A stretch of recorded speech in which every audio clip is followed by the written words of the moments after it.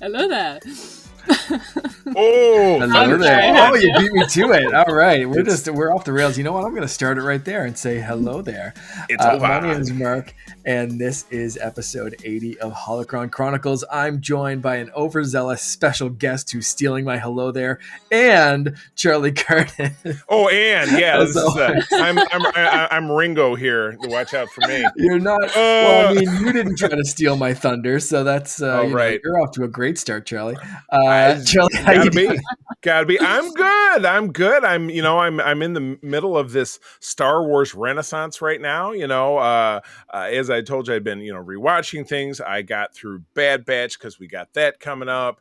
And I just started season 2 of Rebels, so I'm kind of plowing through Rebels, and I might just keep dialing it backwards. After this, it might be the Clone Wars, and then onto the shorts, and then I'm all out of. Then I might go back and watch Droids. No, I'm not going to do that. Droids is awful. Couldn't make it through 10 minutes special, of one episode. Movies. Yeah, you're good. Oh no, but it's all there though. That's the beauty of the streaming world. Aside from the holiday special, I think. Yeah, it's on Disney Plus, everything. Yeah, right. But even segments of that are there because they pulled the Boba Fett segment out of there because they thought, right. Oh, this is kind of watchable, maybe, kind of, yeah.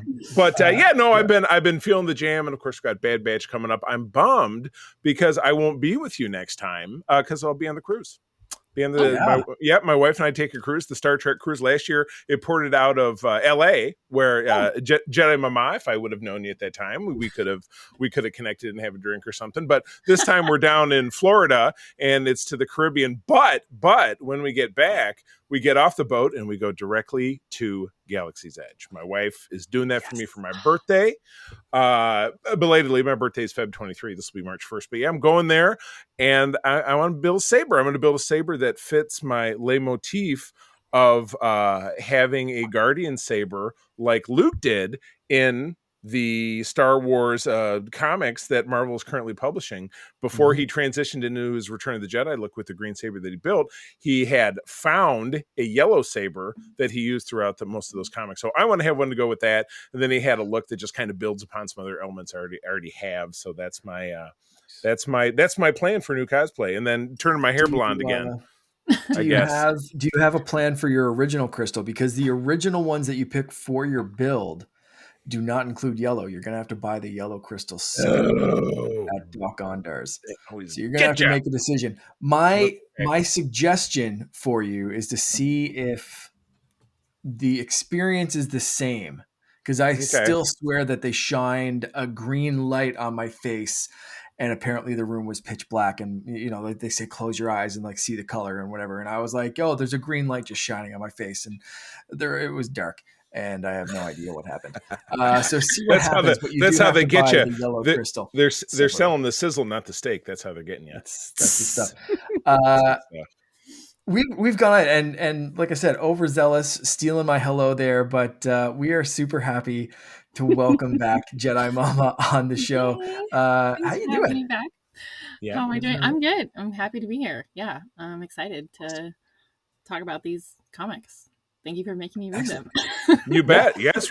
Reading is fundamental. Or as Todd and I went through this exercise when we recorded our comics Patreon show over the weekend, there was an old chant from the California Raisins. Maybe you'll appreciate this being a California native. That went, books, check them out. If you grew up in the 80s. I don't know. You know what? He said that. And then anytime you talk to Todd, you can expect like 2 or 3 YouTube clips afterwards. I'm like, okay, great. Really very racially insensitive thing from the about rap music from the California Raisins. I don't want to talk about it anymore. It was upsetting in its own way. So the California Raisins had some good stuff though. Yes. I can't wait to hear your experience for Galaxy's Edge. Have you read the book that ties in? No, it's a prose novel, so it's a novel. I assume not a comic or an audiobook. Okay. I have not, I mean, but I bet I did could. listen to the audiobook on the plane on the way down to Florida. So the Okay. audiobook's a definite an option. Okay. But there's little things throughout Galaxy's Edge that you'll be able to like point out and be like, oh, that's in the book. Oh, this is in the thing. I know why that scratch is there or that bullet I remember, laser mark and stuff. It's interesting. I remember you had said that there was a lot of little finite details like, oh, well, 100 years ago, and so got shot here and it bounced off his armor and it hit the wall over there. It was that kind of thing.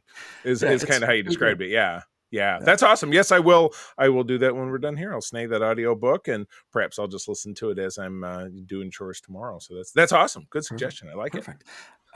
Natalie, where we're on Galaxy's Edge, you live close to Disneyland. Have you spent a decent amount of time there? Have you done any cool like build saber droid, anything like that? No. Big goose egg. Sucks. I've been, but I really have not spent enough time there. And both times that I did visit, once here and once in Florida, I was pregnant each time. So I didn't get to I feel like I just didn't get a lot out of it. There's no pregnancy rule on the Millennium Falcon. They're like, oh, hyperspeed might give your kid a third arm or something. You're out of here. Yeah. I was just shooed away. Just like, no, yeah, you gotta stay on board, get out of here. You must go now. Yeah. But no, I'm definitely looking forward to going. We're probably gonna be going to Disney soon, actually, probably next month.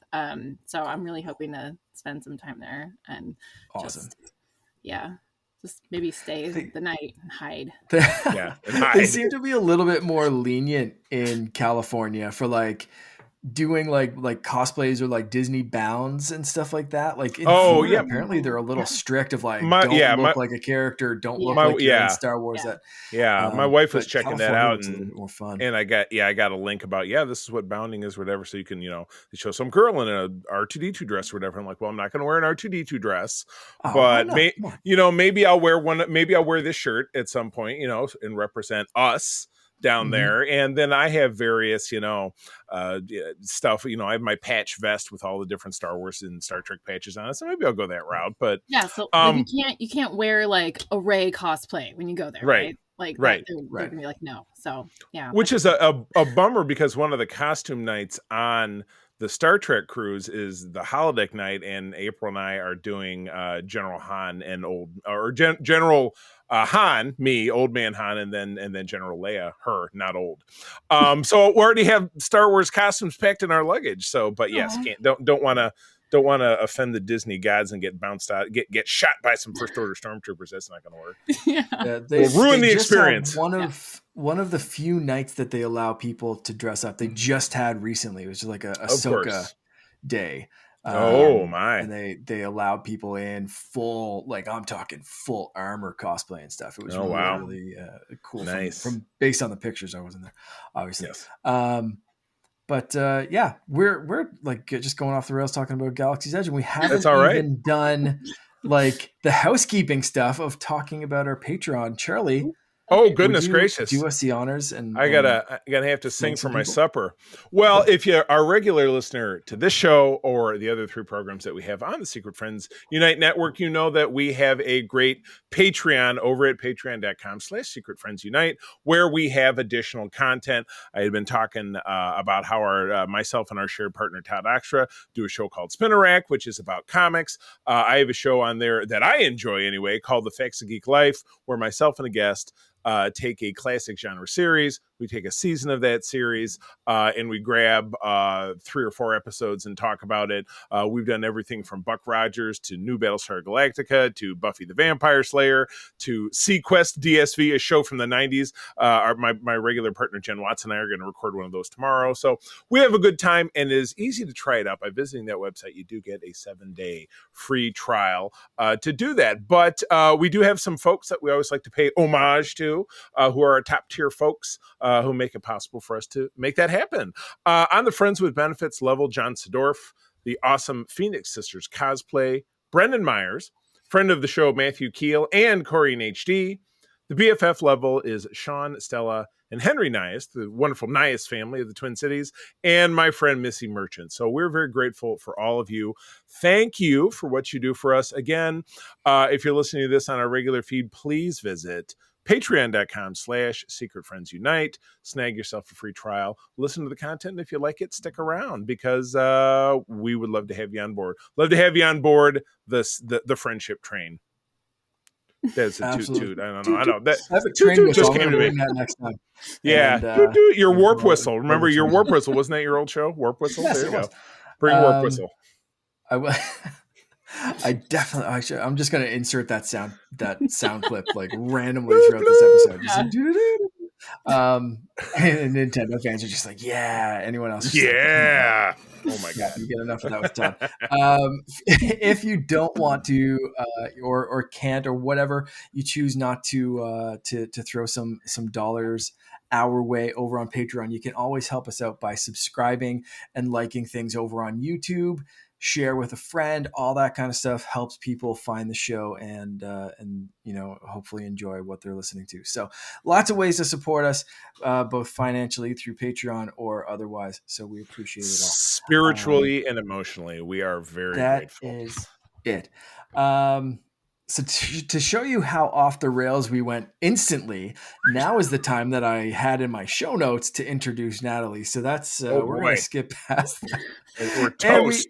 We already asked you all of the Star Wars questions last time, and that was not that long ago. So hopefully people can go back and listen to that one, find out your Star Wars origin. But is there anything exciting with like your content, your channel? What have you been up to lately that you want to update people who, like might be listening to like, oh yeah, what you up to?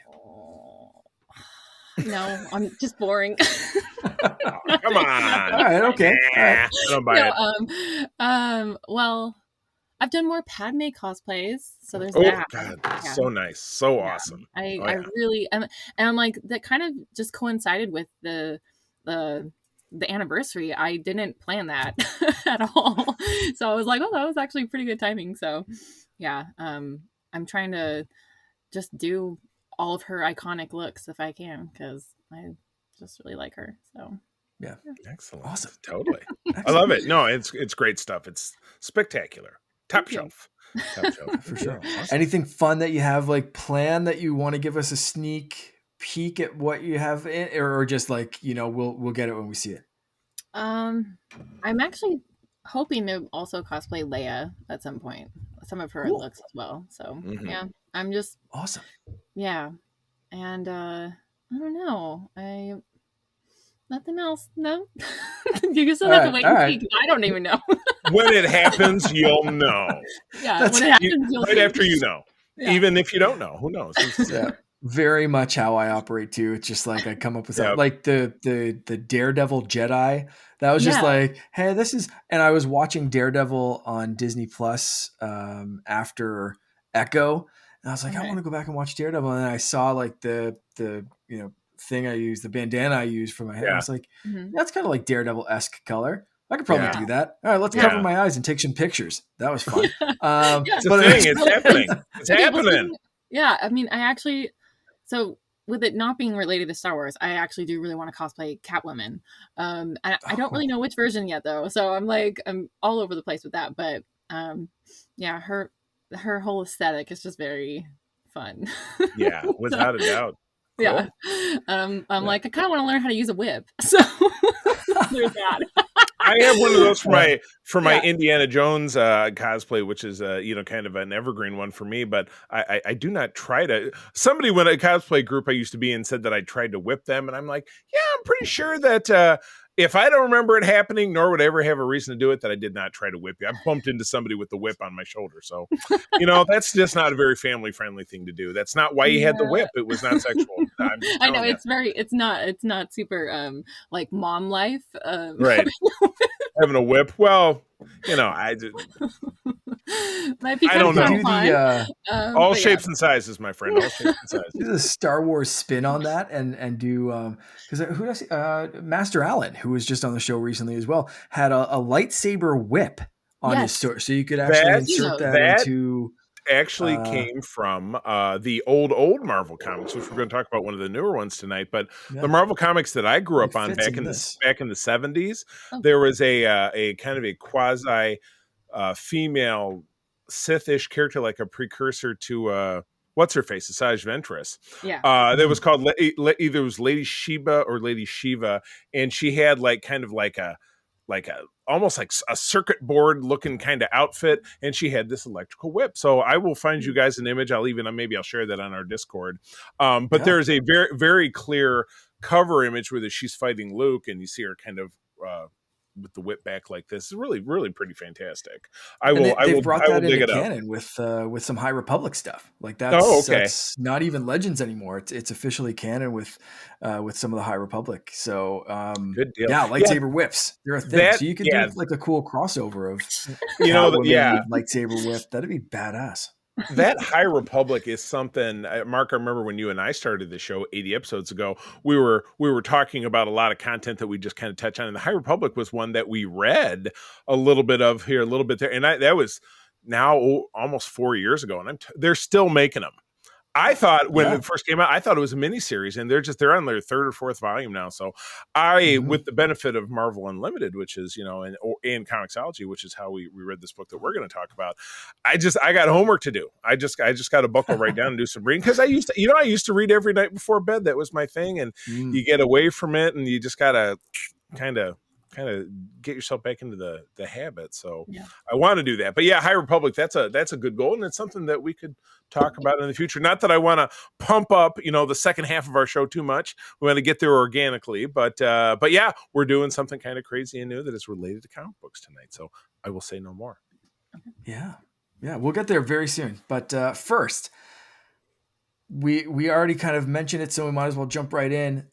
Some news that just came up a couple of days ago. Phantom Menace is back in theaters for they're saying May 4th, but it's actually hitting theaters like May 3rd. 3, 4, 5 is the official 3, 4, date. 5 that weekend. 3, 4, 5. Yeah, because that's Friday, Saturday, Sunday. Yeah. So it will be in there for May 4th if you want to celebrate Star Wars Day. Very quickly, are you guys excited for this? Are you going to try to see it? I'm hoping it hits my theater. I'm very doubtful it will. Yeah. But Charlie, are you going to try to get out and see this? I have no doubt that it will hit our theaters, because we have two. We have a big regional chain, and then we have a slightly smaller regional chain. So I feel like it'll definitely hit one of them. But I'll go. I mean, I'm not the world's greatest fan of Episode 1. I mean, I saw it 7 times in the theater back in 1999. I'm not going to lie to you.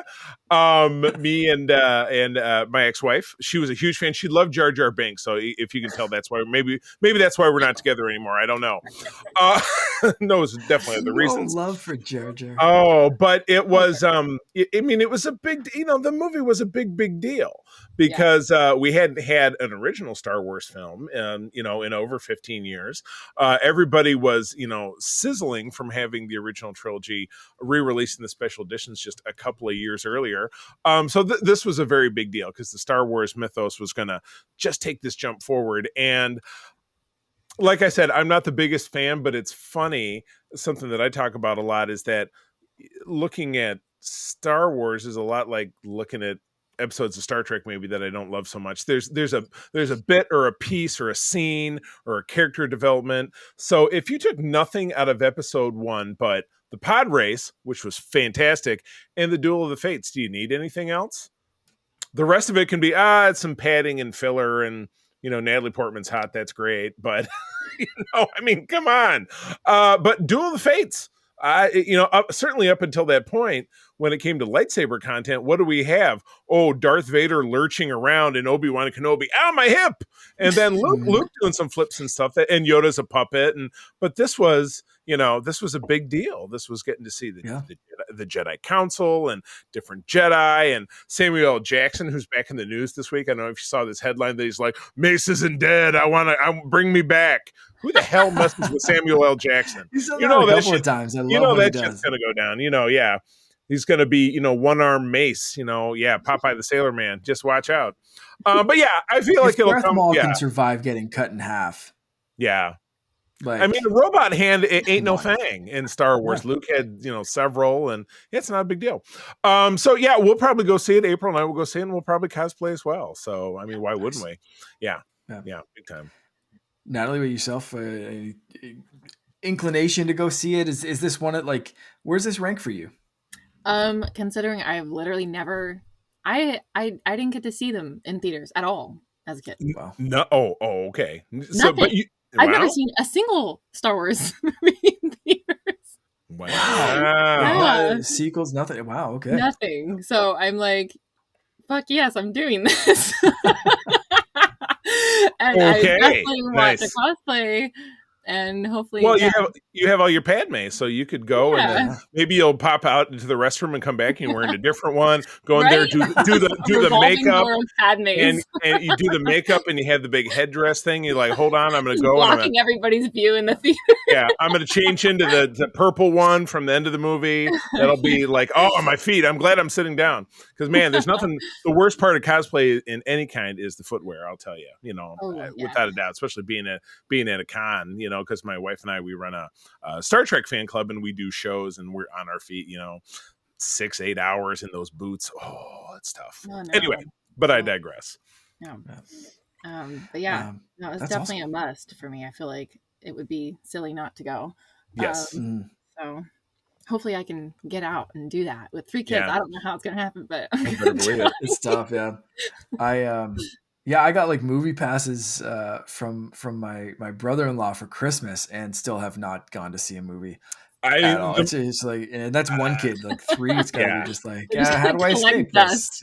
Yeah. Well, I mean, in fairness, there's not been anything to see because April and I've been out to the movies a couple of times and there's been nothing great, So yeah, but there's stuff coming. There's stuff coming up. Yeah, definitely. Yeah, I'm very hopeful that like if this goes, I'm going full on. Like I will go full on Obi-Wan or something. Like even just show up like dressed like this with a lightsaber. I don't care. Let me go see Phantom Menace. I want to see this in theaters again. I remember seeing this the first time, being so excited and just like, man, it was like right after my aunt got me into Star Wars. Like it was like the perfect time, right? I watched those original ones. I got the VHS myself. And then it was like, oh, the special editions are going in theaters. Like, what? This is amazing. And then there's new ones. Okay. So I'm very excited to like relive that and go and see that again. That's hopefully that comes here. We'll see. I'm even like potentially willing to travel a little bit for that one. I gotta see what the closest theater it shows up in. Like, that might be a couple hour drive or something, but like worth it. I want to see Star Wars totally. In theaters. Oh, absolutely. Also coming out a little sooner, and we're going to be talking about this again. Charlie, you mentioned this. You're going to be away. I know it's going to be tough. Batch, but the Bad Batch season 3 comes out 1 week from when people are listening to this episode. Also, for anyone listening on Wednesday, happy Valentine's Day. We love that you're spending part of your Valentine's with us here. And we know that we should have prepared. Oh man, we should. What's your favorite? Yeah. Does anyone have like a favorite Star Wars pickup line? Anyone? Oh boy. Or all the double entendres in episode 4, hey, you came in that, you're braver than I thought. Or curse my metal body, I wasn't fast enough. What I was going to say was love never works out in Star Wars, it seems. But love definitely works out amongst Star Wars fans because, we all probably have spouses to some degree who tolerate our love of Star Wars, and that's a good thing. Yeah. Absolutely. It can happen to you. It can happen to you, friend. If not, you're looking for love in Alderaan places. Oh, there you go. There you go. Nailed it. There you go. Do or do not. There is no try. That was like, I'm never coming back here again. Yeah. I'm out. Actually, thank you. Thank you. That's good. I'll show myself out of my own room in my own house. Yeah. Goodbye. Yeah. But leaves the camera on, so it's just staring at this wall of stickers. Yeah. There's some pretty great stickers. So Bad Batch season 3 comes out 1 week from when this episode drops. I want to hear predictions for the season. Do you think okay, spoiler for anyone who hasn't finished season 2, skip forward like 2 minutes because we're going to be talking full spoilers right now. So we need 2 minutes and then come back and we'll be talking about some comic books. Okay. You ready? Have you skipped? Stop listening if you have. Okay, good. All right. Is Tech really dead? Nah. Are we going to see other deaths? What? So first off, any other predictions? What Natalie? Let's start with you. Any predictions or what you want to see for season 3, the final season? I don't know. There's so much. This is considering that we're not going to get like a lot of Star Wars content for a while. It seems like this has to be like the most jam-packed season of Bad Batch. I hope so. But I'm really looking forward to seeing Ventress, obviously, and like what she's going to be doing, what is happening with her, and just like how they plan on rescuing Omega. I can't wait. It's gonna be good. I'm really excited. Yeah, the Ventress reveal was huge. Charlie? I know. And what's going on with that hair too? I love it. That Karen do. I don't like it. It's like she's gonna chop you up, and then she's gonna want to talk to your manager about these expired coupons. Oh no, she's got the Karen. Exactly yeah. Oh my god. Yeah. Well, I read a theory which I think would fit the bill that Echo. I always mix up Tech and Echo. Which one did we see going? Was that Tech or was that Echo? Yeah, that was Tech. That it's going to turn into kind of a Bucky Barnes Winter Soldier situation. That bad geneticist dude what's his name, Blackburn or Blackthorn or Black Toast. I don't know. He's a bad guy. Okay. That he's gonna totally Arnim Zola him, and he's going to be experimenting it and turning into some kind of crazy killer and turn him against the guys, and it could be this big mystery. And I feel that we're on the 21st. We're getting a drop of 3 episodes. I will be able to see those before we take off for California and we're on the boat and we're not really watching shows and stuff. I get the feeling it's probably purposeful dropping 3 at once, because something like maybe at the last moment of that 3rd episode is going to be big to pull the mask off, and there you go. It's Tech. That's my vibe. That there'll be this mysterious creature wreaking havoc, and they're trying to catch up with them, and it's standing between them and Omega. It looks like we've got a time jump of about a year, so they've been like trying to find Omega to no avail. But yeah, like let's say they're right on the cusp of our guys are in there, and they're right on the cusp of rescuing Omega and Crosshair, and there's this masked figure standing in their way, and at the last moment he yanks off the mask like an episode of Scooby-Doo, and it's Tech. Yeah. And he's got a goatee, because you have a goatee when you're evil. Like that'll kill me. You know what I mean, that'll straight up kill me. That's my straight up, very safe, easy to work with prediction. We'll see what happens. I would almost rather that he stays dead than like become some sort of like machine, half machine, bad guy mind. Like Anakin, because except for with Anakin, obviously it was retroactive because we knew him as Vader first, and then dialed him back, and he was an obnoxious kid, and then he was an insufferable teenager, and then you kind of liked him because you saw Clone Wars, but in the end of it, okay. But I digress. And we've even seen that with the team before, like with kind of Echo, like they were using him for some stuff, it was like, and he was, turned more machine than man, or to made the interface with like, oh shit. I feel like because they've already gone down that avenue with him, maybe they wouldn't do that. Just because that might be a little redundant. But I mean, I don't know.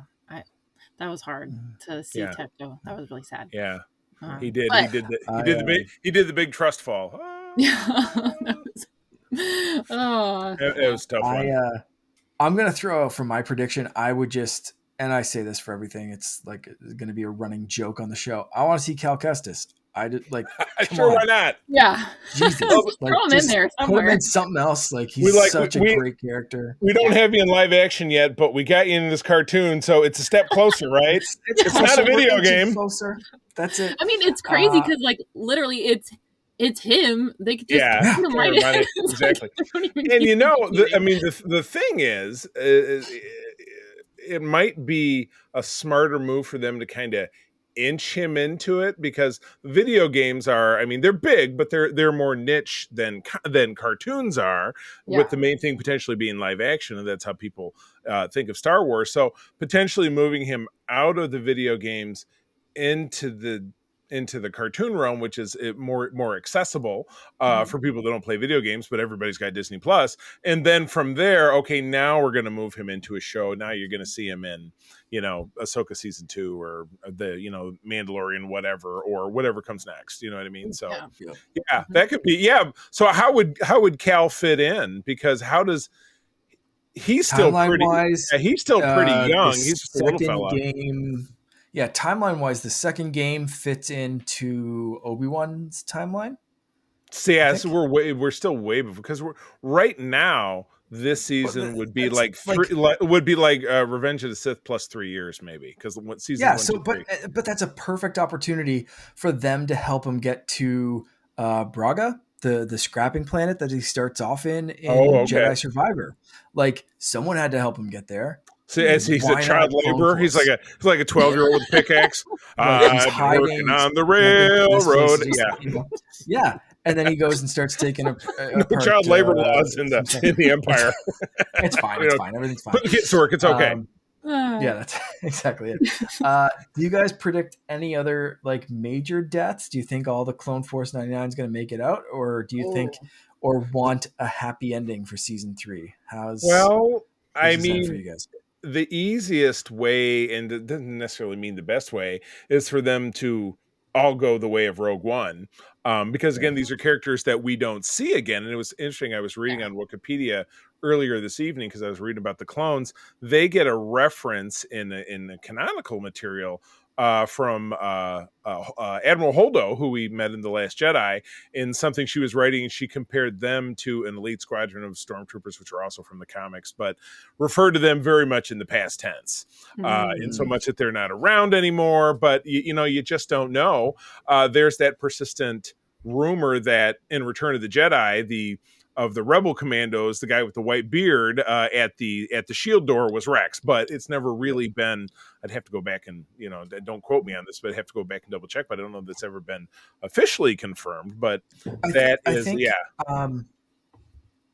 don't know if they're considered canon, but I think there's been a couple of books that mentioned Rex as that character, but I would have to check. That's officially. It depends on if it was published after, I think, 2014, which is the official canonical beginning of everything, because of the mouse. The mouse. Yes. Natalie, where do you think this is going to end up? I kind of have to agree with the Rogue One approach, honestly, because it's like I don't see it happening, and a happy ending for sure. I don't see that, actually. Which sucks. Yeah. They're all awesome. But yeah. I mean, the Clone Wars itself was a bummer. So how could anything that's a sequel to it also not be a bummer? You know what I mean? Because the whole Clone Wars was a big Ponzi scam. You know what I mean? Because it was just, I set it up in Order 66, pew pew pew pew, and then hey, I won, and turn off all the droids. Yeah, so it's just Palpatine. He's a mad dog. That's the plan. Yeah. I can't wait to see this show spill into live action as well. Speaking of Cal Kestis, but I want to see Tamora Morrison in a blonde wig with the Omega accent. That is peak Star Wars for me. You're gonna make Natalie spit out her drink. Watch out! Yeah, no, please, I don't want that to happen. Do a little de-aging and give him, give him curves and everything, so he's a grown-up Omega, kind of like Bugs Bunny in a dress, kind of thing going on here. Oh yeah. Oh my God. I really do hope that we see at least a couple of them get kind of a happy ending, because they seemed so happy. The name of the planet and the place is escaping me, but they kind of settled there, and they had that. Yeah, Pabu. It was Pabu. See, I remembered something. All that kind of stuff. Yeah, there you go. And I think there's a way that they can do that. Go some Outer Rim or hide somewhere, almost like the other clones did, right? Always hide in the Outer Rim, right? They had that. If there's a possibility that they're hiding somewhere, then they can be brought back in some way. So right, yeah. Just like Gregor and the crew, they were on that sand crawler. I was watching that episode right before I came down here. I was watching that one. Yeah. So yeah, they were walking around on the AT-ST thingy in the desert looking for worms or whatever. It's a peaceful life. Absolutely. Yeah. So I'm hoping that a couple, but I am expecting some other major. I don't think we're going to get the full squad in there, but we'll see. And we only have 1 week to wait for at least for a couple of episodes. So I can't wait to come back and talk about it on the show. And because there's nothing else going on, we're not going to have to break up and get Friend Force 99 back and do like a spin-off show of this just for Bad Batch. Because last time we had to deal with, what was it last time? Mando and Bad Batch? Exactly. Yeah, and we couldn't figure to cram it all into one hour segment. So we broke it up, and it was you, me, and Kay. We don't work with Kay that much anymore, but we all recorded separately, and then Mark slaved it together, and he played this imaginary pitchman, like, and Charlie, what did you think? And then my segment would play, and Kay, what did you think? And so it was pretty fun. Interesting way. It was an interesting approach. But we won't have to do it this time. We're gonna have to, be able to talk about it like this. But before we can do that, we wanted to take a little interlude and do something a little different. Charlie, I'm super happy that you brought this up as the first comic. I don't think it's going to be the last comic that we cover. Hope not. Because, like Natalie said earlier, there ain't much after Bad Batch this year. So unless we get some a surprise drop of something. We are supposed to get Skeleton Crew and the I can't say the name of the show. Acolyte. Yeah, I thought those were confirmed for 24. I thought. I guess we'll have to go back and we're kind of dates. We have windows. But still we publish this show 26 times a year, so we got to squeeze them. So what's nice about the comic content is it's not only is it ongoing, but it's also canonical, so it does tie into everything else that you're going to see. So a brief history, if I might, of Disney, Marvel Comics, Star Wars content. So the very first, now considered canonical from the Star Wars continuity group or the Lucasfilm continuity group was in January of 2015. I remember because I picked it up and there was a comic shop in downtown Grand Rapids where I live because I worked just up the street, and picked it up and launched from there a regular monthly series which ran 75 issues, and it was the period between episode 4 and episode 5. They ended it, they started it again post episode 5, and that's the series that's going on now. But they published a couple of original titles.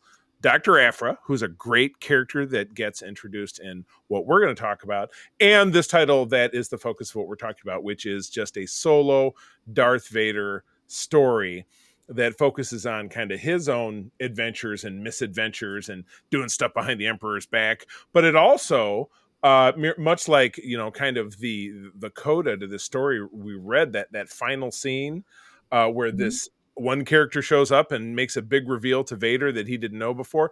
That's something that was that happened in an issue of that main Star Wars comic. So very intermingling, and there were crossover miniseries, but just overall the continuity, I wouldn't say it was super tight, because again, there's a lot of controversy in Star Wars in general that when Disney took over, they just kind of flushed the toilet on 95% of the EU stuff that had been going on since the 70s, because so much of it was contradictory.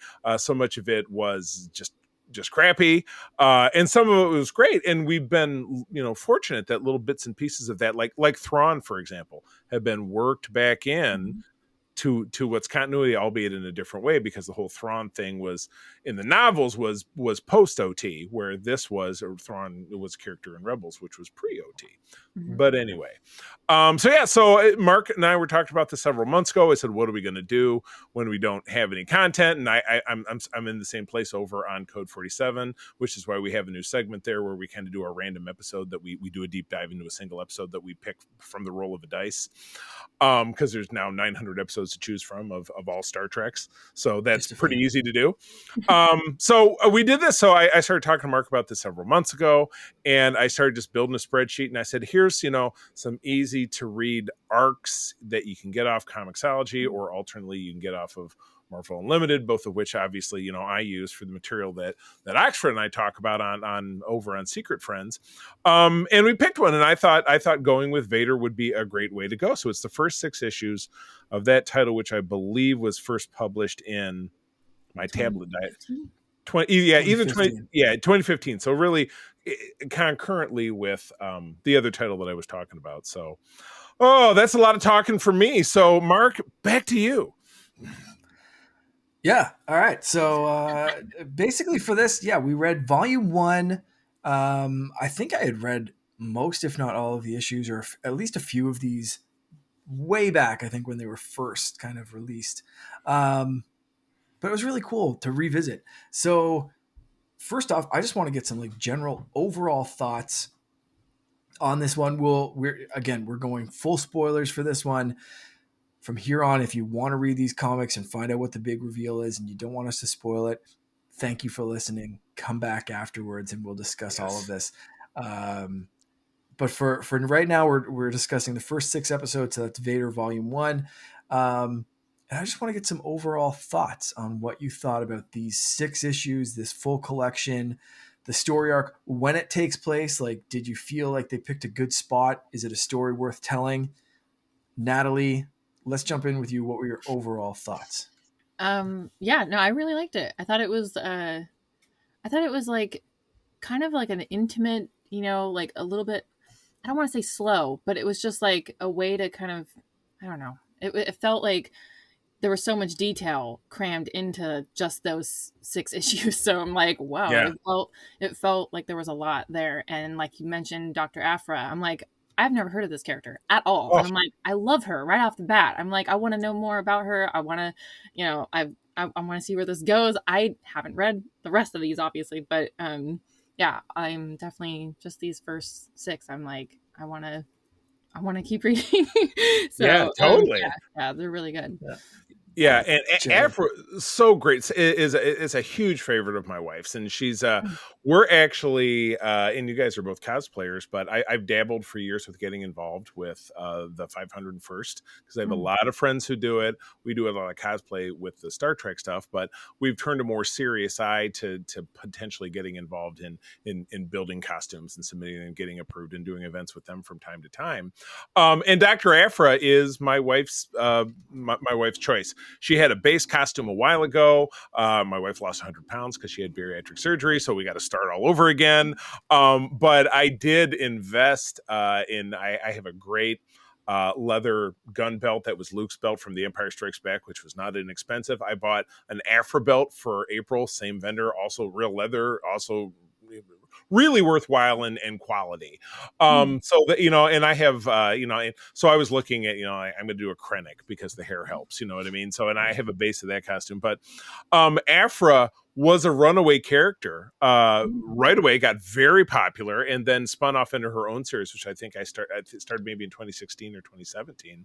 And it stopped and had a second. It stopped, ran a volume 1, stopped, came back again. I think volume 2 is ending sometime early in 2024, but I'm sure the character will still be around. But I've heard her described by Alex over on Star Wars Explained. My favorite explanation is she is a morally bankrupt Indiana Jones. That's the best way to describe her character. Because she's in it for the money, where, Indiana Jones is too. If you ever follow it, he's like, even at the very beginning of that movie, he's, talking to Marcus. He's like, these are good pieces, Marcus. He's like, yeah, we'll buy them as always. He's getting paid. He's going out grave robbing and getting money, but he's not a dick about it. And that's what's a little different about Aphra.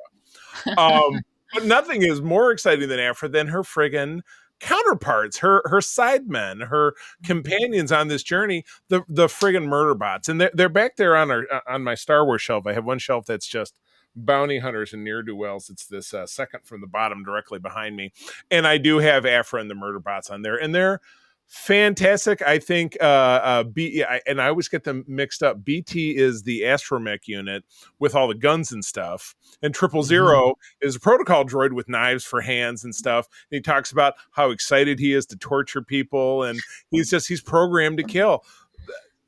Original characters, some of the best that I think that we've had, certainly in published works in the last 10 years. I love the murder bots, and unfortunately their stories kind of wind and way, and they, they're not still together because they get separated and all those, different storylines and stuff. I don't remember all of it, but during that core time we had Aphra, the murder bots, Black Chrysanthemum was introduced in the comics right around this time. So it was a golden age. There were some stories that weren't great. Like they had an all lightsabers issue, like issue 7 or 8 of the Star Wars comic, where everybody had a lightsaber for a minute, and even Han and Leia were doing lightsaber battles, and you're like, oh, okay. Or Chewie had a lightsaber. It's like, just knock it off. It didn't work all the time, and it's not like absolutely everything in this works all the time. But there are bits of it that I think they really nail. And Aphra and the murder bots, that's a chef's kiss for me. That's my very favorite part. Yeah, for me, I like going into this. You think kind of that if I had to fill in a time in between movies, it would be more in between Empire and Jedi. So placing this in between, like A New Hope and an Empire is like, I don't know. Like, do we really need to learn what happened there? And it feels like, Charlie, you always kind of make that joke about like eventually in Star Wars we'll find out what like the guy in the corner of the cantina had for breakfast like the Tuesday before they saw Obi-Wan and Luke walk in, right? Like it felt kind of like that, but like picking this up and going through it, it was like, oh, okay, yeah, this might be worth telling. I see kind of what they're doing here. They're filling in those gaps. How did Vader learn that Luke was his son? Because he just drops that on Luke, but like you'd think realistically, if you think about it, like Vader couldn't have known that he had a son alive, especially not with the same last name. Right. That, like he would have been there obviously and just been like, okay, I guess you're my son now. Like it would have happened long ago. So like they had to explain that of like and they did it beautifully. And it is some of my favorite panels in this. Mm-hmm. And they did it so beautifully of him remembering Padme and her telling him about, being pregnant and that kind of stuff, and prevents him from realizing that it's twins at that time because he never found that out until quite later, but realizes that, his son's still alive. And it was like that aspect of the story. It's like, oh man, I never realized that they had to fill that in before. And I love that they did. And then you get all the other stuff of like seeing how bad Palpatine is, seeing like, even though he had another Death Star being constructed, like he's still very pissed and he's still very Palpatine. And we don't really get that in the movies. We don't really see. You do, of course, in that great Robot Chicken sketch, which is one of my favorites, where you've been flying around for 2 weeks trying to get the signal.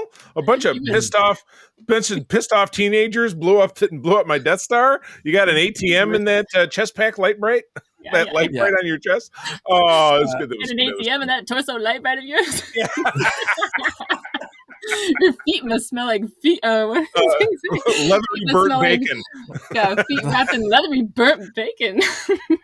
And then I threw the Senate at him. He's telling the story to a couple of his buddies, and the best. I have that a whole monologue. I know, it's a good one.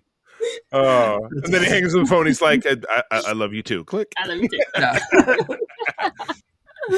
Amazing. Good stuff. Yeah, we should just do an entire, podcast. Just about that episode. We should jump on Blue Harvest from Family Guy. Like, man. I've actually been on. I did somebody else's podcast years ago where it was a Blue Harvest breakdown. So yeah, I have experience. That's a great idea. In addition to doing this kind of stuff, let's jump on that alternate. Save that for after Bad Batch for sure. Yes, indeed. I love that. So yeah, I really enjoyed, and they could have just done that part of the story. They could have just had Vader, even some of like, hey, Vader, you're not safe. We've got some replacements, which I did love. But like Aphra stole the show, the Murderbot stole the show. If you can have an astromech that makes Chopper look like Mr. Freaking Rogers, like let's go. I mean, he's got rocket launchers and big guns and shit. It's like the most violently American of all like droids you could possibly have. Nothing but guns. Ted Nugent should be standing behind him. I mean, it's bad. It is. It's so violently. He's the most violently American Star Wars character they've ever made. Oh, so many guns. 000, just the polar opposite of C-3PO. Like he looks pretty much like C-3PO, but then everything that comes out of his mouth is a nightmare fuel. Right. And C-3PO is so like, it was. Oh no! It's like, I'm going to enjoy torturing you today. And then he comes out later. He's talking to Vader. He's like, "Well, I got good news and I got bad news." And he says, "The good news is I got some information." And he's like, "Well, then you can kill him." Well, then I've got really great news because he is already dead. Already dead. Whoops. But also I enjoyed that. Yeah, it's creepy as hell. I love it. Any favorite like specific character moments stick out for you guys in this? Like, I think we all agree that those are like our favorite characters ish. But any like specific moments, whether it's new or established characters, like a moment with Vader, anything that stood out to you guys is like, damn, that's cool. You know, Vader, because we spend the first like 5 pages with Vader being in Jabba's palace and Jabba being all confident and shit, and then Vader's just like, I will, just choking him out a little bit, but just, you know, it's funny he didn't just finish the job, because again, this is a creature, Jabba, who owned him when he was a child. Yep. So you think he would have just been like, you know, kind of finished the job, but you know what? No, Jabba obviously serves a purpose. That's why he's kept around for as long as he was. So that was pretty cool to see him, you know, and like, hey, back up and stand over the, he's wanting to push the button to stand over the pit. Wow. Yeah. That was pretty great. And then you know, your ending visual of Fett drops the knowledge on him, gives him the Skywalker name, and then, like you said, he's having all these, you know, Vietnam flashbacks of Padme and stuff, and then his anger just caused him to not all the way crack the, you know, Durasteel that makes the windows in front of him, that it's all spiderwebbed, and he said, "He will be mine." Which, okay, cool. All right, cool. Take it easy there, first date. We don't need to hear about your wicked plans. Oh, but yeah, that was great. And again, comics are great like that, because you read that and you're like, oh, I got to get on to the next one, and then you buy the next issue, or you buy the next trade, or you get a subscription, and that, you know, that's just like a TV show. That's how they get you, you know, hanging around during the commercials, so that they can make money off you. So. Yeah. I'm bummed out because I follow Marvel Unlimited, which is like $100 a year. Which is super cheap comparatively. If you read a handful of comics, it's paid for itself, because comics now are $5 a drop. And I hate to say, like, I'm almost 50 years old, and man, they were 75 cents when I was a kid. My first issue of Star Wars, my first comic I ever had, was the old Marvel Star Wars. It was issue 65, which I have framed in my house, and the cover price was 60 cents. And bread was a nickel, and gas was 25 cents. I'm sorry. You know what? I walk up a hill both ways to get to school in a snowstorm. Snow over the frozen ice. Exactly. So I was like, but Marvel Unlimited is always 3 months behind. So I read their most recent issue of the regular Star Wars title, and I'm like, well, maybe I'll maybe I'll just subscribe to it and I'll just stay current. And then I look, and yeah, it's $5 an issue. I'm like, no, I'm not doing it. And the digital comics are no cheaper than print comics, even though there's no labor involved in transport and blah blah blah. All right, I'm going to stop bitching. I sound like Todd. I'm going to knock it off. Jedi Mama, any favorite specific like scene, moment, anything like that stood out to you? I think, like we already mentioned, like the flashbacks. Those are my favorite. I took screenshots of those. I love the artwork in all of this, but those, just the way that the likeness was captured of Anakin and Padme, and then just how they weaved it into like how Vader's feeling in that moment, and then just like you could really feel like what was being, you know, what he's feeling, and I love that. So I don't know. Yeah.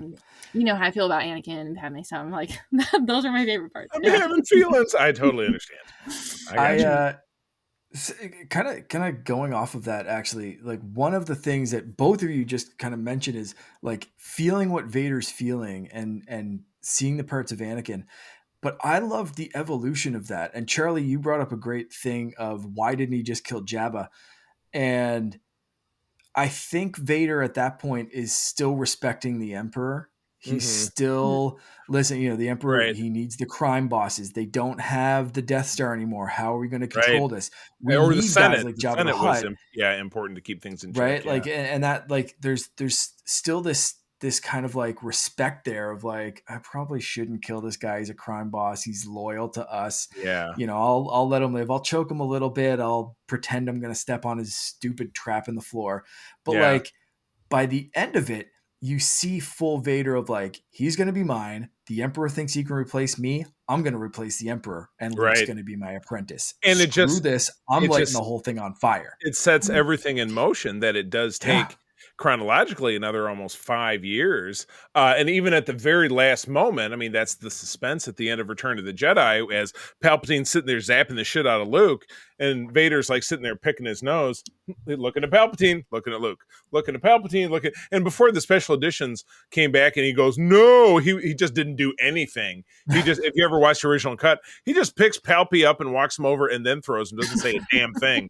Because his internal monologue is like, well, this guy killed my wife and separated me from my children and then lied to me about it. And then all this other bad shit that he's done to me in the last 25 years, I think I'm going to throw him down the fucking elevator shaft. What do you guys think about that? You like it? Okay, good. We're doing it. And he's trying to nuke my kid while he just came right out and said he's using my kid to replace me. So I'm just shit on his shoe.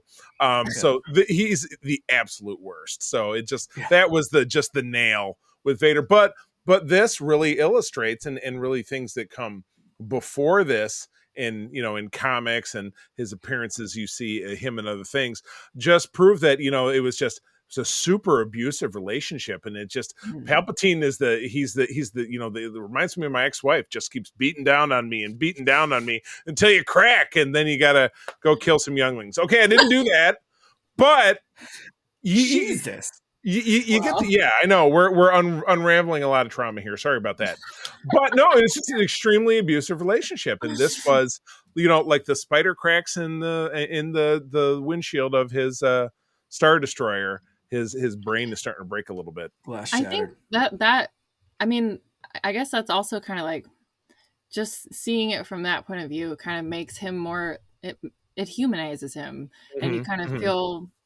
You feel for him in a way, even though, he's not the best guy. He's obviously conflicted, but deadbeat dad. Think about how much it shows him again standing over the burning husk bodies of a bunch of Tusken Raiders. Like, he did that as Anakin. He apparently went back and did it just for fun on Tatooine because it happens after an excellent panel. Here's a thing I enjoy: killing Tusken Raiders.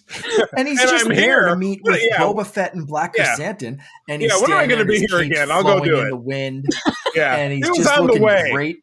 It's like saying, I stopped at Hotton now, and then I killed some Tusken Raiders, and then I got this meeting I had to get to. It was. I made a day of it. Maybe I have a soft spot for bad boys. I don't know, but I mean, he's got all he needs is a leather jacket instead of the cape, and it would be all over for you. I just get the feeling. It does humanize him so much, and you start to feel and like, because I read this a couple of times, and it was like, oh man, yeah, you're really starting to see, and I just mentioned it before, like you start to realize and remember that it's Anakin underneath all this, armor and everything else. And then you see, but you're like, the lovable scamp just wanted to kill some sand people. That's fine. This thing, who's it really hurting? Well, it's hurting the sand people. But anyway, we didn't like them anyway. We didn't like them until the Book of Boba Fett, where you're like, all right, they're okay. Yeah, that's it. Exactly. It was just funny because Boba Fett's like, like I said, just in a very close by panel with the Black Chrysanthemum thing. And I did want to mention or ask you guys to kind of start to wrap this up. How did you feel about Boba Fett being tied into Luke's reveal? Did that seem organic? Did it seem a little forced of like, what can we do with Boba Fett? He's great and people like him. Or like, do you think that established Boba Fett as like, you're the one that I'm going to hire for this stuff? Like, why in Empire does he trust Boba Fett? And he knows him. Obviously, he's worked with him before. He points him out and says no disintegrations. He knows what Boba's like. So how do you guys feel about the Boba Fett thing? Like, he's worked with him before. Where did it feel forced to you guys, or were you just like, you know what? Everyone knows everyone in Star Wars. Sure, why not? In the whole galaxy. Okay. I will simply say, because that there was an issue 7 where Luke he's back in Obi-Wan's hut, and that's where Boba finds him, and they have a fight, and I think Luke gets blinded or something, like temporarily blinded. So that it was organic in that way, in that it did tie in to something that was happening at the same time of the other title. But I see where you're coming from. This is starting. Maybe it's not starting because Anakin and Boba have already met under not the best circumstances back on Geonosis. Hey, one of my guys chopped your dad's head off, but hey, you know what? We're all adults here. Let's just, you can make some money. Let me help you out. So yeah, it kind of fit, but you're kind of right. It does play into that leitmotif that everybody in Star Wars knows everybody, and there's only 3 women in the universe and they all hate each other. There was another bit from Family Guy. I don't know who that girl is, but I hate her. So in that way it fit, but you're right, it's also massively overly convenient. But again, it's it's comics, and movies like this are very much the same, is that you've got to play on the familiar. You got to fan service it a little bit to draw people in and him go, ooh, you know what I mean? So it's that kind of deal, I'd say. Yeah. He's such a recognizable character. So, and like, it would like, who else would have done it? I don't know. I feel like that was kind of just almost like iconic for it to be him. But yeah. And I liked how it was just one word, Skywalker. And then, you just really feel that moment. And then Boba was like, and now I have to go. Exactly. I'll see myself out. Would you? He's like, Lords of Camino, would you look at the time? I gotta go. Yeah. And I mean, we know of Boba Fett because he's ranked as one of the top bounty hunters in the galaxy. We know him for a reason. So of course Darth Vader would use him. Of course he's known and useful and that kind of stuff. So like, you could say, it's convenient, whatever. He's a popular character, so he's shoehorned in there. But like, it makes more sense of why Vader would work with someone like that. He has Inquisitors, he has his own little, people that he could do, but like, he trusts this guy's reputation as a badass who can find stuff and get people and do the things that he needs him to do. So like, yeah, it makes sense that it's Boba. I mentioned it before. I love this panel of like Boba Fett and Black Chrysanthemum, Vader's cape blowing the wind. I have it as the lock screen on my tablet right now. I don't know if I can hold this up and you can see it. Oh, here they are. Nice. Yeah, very cool. Yes, there you go. Amazing. I have. Hold on. And now it's on. It's on. Okay, so randomly I have a Black Chrysanthemum. That is awesome. I didn't even know he had merch. Did you make that, or did you get that somewhere? I made it. No, I'm just kidding. I love. Oh no, you didn't. A Loungefly. It's like a limited edition Loungefly. It's limited edition. It's very exclusive. Yeah, it's very, very top notch. My brother-in-law got it for me, and it's like a Comic-Con special. Aww. That's awesome. So I was like, it's very random though, because I was like, but then to see him in here, I was like, oh, that's cool. Like, I've only seen him in Boba Fett, so this is where he got his start, was this, and right around this time, and the other comic, Very cool. So to finish off, the final thing I want to ask you guys, and this is something we've never had before because we've never covered comics in this way. What's your favorite piece of art?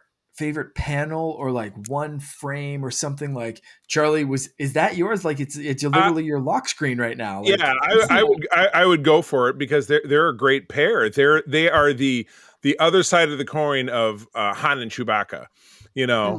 If you think about it, because Han's a badass, Boba's a badass, and then Chewie is like, oh, we love Chewie, and then Black Chrysanthemum is like, he's wicked. And it's funny to see the two of them as pals, where in the book of Boba Fett, when Chrysanthemum gets hired, he beats the shit out of him, because hey, it's just it's a job. It's a job. What are you gonna do? It's just a job you do. I was gonna try. I have a screenshot of one, but it was the I feel like I keep on referencing the same stuff, but the Anakin and Padme, I just love this one. I'll show it on here. This one in particular, this is the one I love the most. Oh, that's wonderful. With her Leia buns, I love it. Yeah, it's very cute. Shows you that hair is genetic. Hairstyling is genetic. It's nature, not nurture. They did such a great job of portraying the feelings and Vader's / Anakin's inner memories and inner monologue and stuff with very few words in very few. Those are like 2 pages of that are just perfect. And I screenshotted those as some of my favorite as well. And then you see the fist go and you see that's what I love. the single cracks. And I think my favorite one is the one this all ends on is the big cracked pane. Yep. No, I'm looking right at it. Destroyers and stuff. And it will all be mine. With yes, Vader just like it will be mine, like Wayne's World and the guitar. I love it. It's so good. It was good. So yeah, such great episodes. Or issues. If you're listening and you haven't checked them out, definitely go look them up somewhere. These were in my Comixology library that I think I got from like a Prime Day or something like that. Probably, so these have been out. Yeah, because again, these have been around since 2015. But I may have, because Marvel used to just come with the digital code, and it was easy because you would get it and just plug it in. And now it's this very convoluted process, which is why I don't do print comics anymore. But if you subscribe to Comixology Unlimited, which is like $6 a month, there are thousands of titles that you can borrow. This is one of them. But when Comixology merged with Marvel Unlimited, everything you've ever purchased that was Marvel ended up over there. So you can also access it that way. And I highly recommend Marvel Unlimited as its service anyway. It's between $70 and $100 a year. The $100 a year gets you some extra goodie. You get a goodie box every year that has an exclusive figure and all this different stuff. But with comics costing $5 each, and there are 30,000 Marvel comics there, you only have to read a handful and it's paid for itself. And they have everything current past 3 months old. So I'm waiting for the next issue of Star Wars to come along, but they've got all the crossovers, because they do a ton of crossovers, Dark Droids, and they did a whole thing of, comics for the Return of the Jedi special issue. They did a whole Age of the Rebellion one. So it's just, there are an absolute ton of Marvel Star Wars comics. And, like any comic series, some are great, some are in the middle, and some are obnoxious. But hey, you can go ahead and read some and figure it out for yourself. So, sure. but it's all there to be found. And as always, consider if you like print comics, you like, visit your local comic shop. They're a small business. I love small business. I was raised on a small business. So I highly support going down to your local shop if you like doing it like that. Don't buy it off Amazon. Go spend an extra couple of bucks and at your local comic shop if you can. So I have one 5 minutes from here. I love to go in there. I know. I have dangerous though.